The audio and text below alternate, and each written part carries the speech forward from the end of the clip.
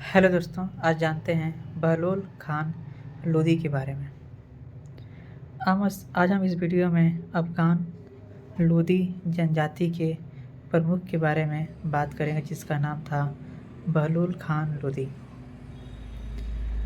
दिल्ली सल्तनत से लोदी वंश का संस्थापक था। पिछले सैयद शासन से अंतिम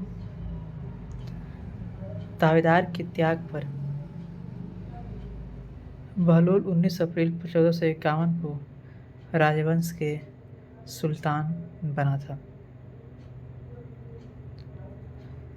सबसे पहले हम जानते हैं बहलोल खान के प्रारंभिक जीवन के बारे में। बहलोल के दादा मालिक बहराम खान लोदी डेरा इस्माइल खान के प्रांगी जनजाति के साहू खेल कबीले के लोदी आदिवासी के प्रमुख थे। बाद में उन्होंने मुल्तान के गवर्नर मालिक मर्दन दौलत के अधीन काम किया। बहराम के कुल मिलाकर 5 बेटे थे कि सबसे बड़े बेटे का नाम मालिक सुल्तान शाह लोदी ने था, जो बाद में सैयद वंश के शासक खिज खान के अधीन काम किया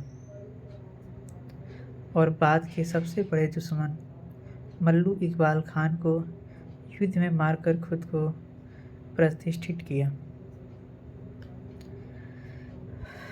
उसने इस्लाम खान की उपाधि से खुद को पुरस्कृत किया और 1419 में सरहिंद का गवर्नर नियुक्त किया गया।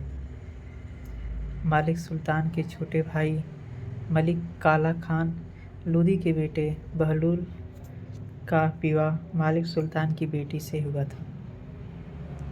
अपनी युवा अवस्था में बहलोल घोड़े के व्यापार में शामिल था और एक बार उसने अपने बेहतरीन नस्ल के घोड़े को सैयद वंश के सुल्तान मोहम्मद शाह को बेच दिया था। भुगतान के रूप में उसे एक परगना दिया गया था और अमीर का दर्जा भी दिया गया। मालिक सुल्तान की मृत्यु के बाद वह सरहिंद का गवर्नर बन गया। उसे लाहौर को अपने प्रभार में जोड़ने की अनुमति थी। एक बार जब मालवा के सुल्तान महमूद खिलजी ने उसके क्षेत्र पर आक्रमण किया तो सुल्तान मोहम्मद शाह ने उससे मदद मांगी। बहलोल 20,000 घुड़सवार सैनिकों के साथ शाही सेना में शामिल हो गया। अपनी चतुराई से वह खुद को मालवा सुल्तान की सेना पर विजेता के रूप में पेश करने में सक्षम था और सुल्तान मोहम्मद शाह ने उसे खानन की उपाधि प्रदान की। उन्होंने पंजाब के एक बड़े हिस्से पर बहलोल के कब्जे को भी स्वीकार कर लिया। 1443 में बहलोल लोदी ने दिल्ली पर हमला किया, लेकिन वह सफल नहीं हुआ। अंतिम सैयद शासक सुल्तान आलम शाह के शासनकाल के दौरान बहलोल ने 1447 में फिर से दिल्ली पर कब्जा करने की असफल कोशिश की। 1448 में जब आलम शाह बदाऊं चले गए तो आलम शाह के एक मंत्री हामिद खान ने उन्हें दिल्ली की गद्दी पर बैठने के लिए आमंत्रित किया। आलम शाह द्वारा स्वेच्छा से गद्दी छोड़ने के बाद बहलोल शाह 19 अप्रैल 1451 को दिल्ली की गद्दी पर बैठे और बहलोल शाह गाजी की उपाधि धारण की। जुलाई 1478 में अपनी मृत्यु तक आलम शाह बदाऊं में ही रहे। सिंहासन पर बैठने के बाद बहलोल ने हामिद खान को ख़त्म करने का फैसला किया। उसके चचेरे भाई और बहनोई मलिक महमूद खान उर्फ कुतुबुद्दीन खान ने हामिद खान को कैद कर लिया। 1479 में सुल्तान बहलूल लोदी ने जौनपुर में स्थित जौनपुर सल्तनत को हराया और उस पर कब्जा कर लिया। उसने जौनपुर शहर को मजबूत किया और उसके कई मस्जिदें और मदरसों पर एक कस्बा में बदल दिया।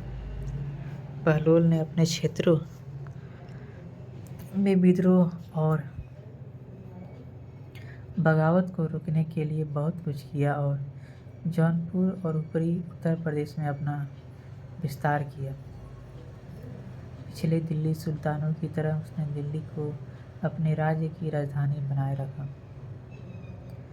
1486 में उन्होंने अपने बेटे बबरकर शाह को जौनपुर का वायसराय नियुक्त किया। समय के साथ यह समस्याजनक साबित हुआ क्योंकि उनके दूसरे बेटे निजाम खान को उत्तराधिकारी नामित किया गया और जुलाई 1479 में उनकी मृत्यु के बाद सत्ता संघर्ष फिर से शुरू हो गया। उनकी कब्र का स्थान विवादित है।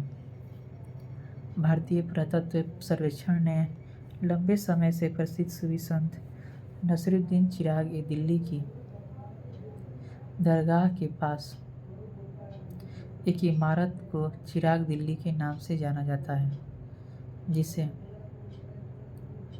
बहलोल लोदी की कब्र के रूप में नामित किया गया है। अन्य इतिहासकार का तर्क है कि लोदी गार्डन में शीश गुंबद वास्तव में उनकी कब्र को पहचाना जाना चाहिए। बहलोल खान लोदी बहुत ही क्रूर शासक भी था। बहलोल खान लोदी के बारे में ऐसा भी कहा जाता है कि उसने बहुत सारे हिंदू मंदिरों को तोड़ दिया था। बहलोल खान लोदी का मकबरा भारत की दिल्ली में स्थित एक इमारत है जो कथित तौर पर दिल्ली सल्तनत के एक सम्राट और लोदी राजवंश के संस्थापक बहलोल खान लोदी का मकबरा है। मकबरा एक ऐतिहासिक बस्ती चिराग दिल्ली में स्थित है जो जहांपनाह शहर के किले की दीवारों के भीतर स्थित है। बहलोल खान अकबर शाह की बहलोल लोदी वंश का भी पहला सुल्तान था जब पिछले सैयद वंश के अंतिम शासक पदच्युत हुए। बहलोल एक अफगान व्यापारियों के परिवार में पैदा हुआ था। बाद में यह एक प्रसिद्ध योद्धा होकर पंजाब का राज्यपाल बन गया था। इसने दिल्ली सल्तनत को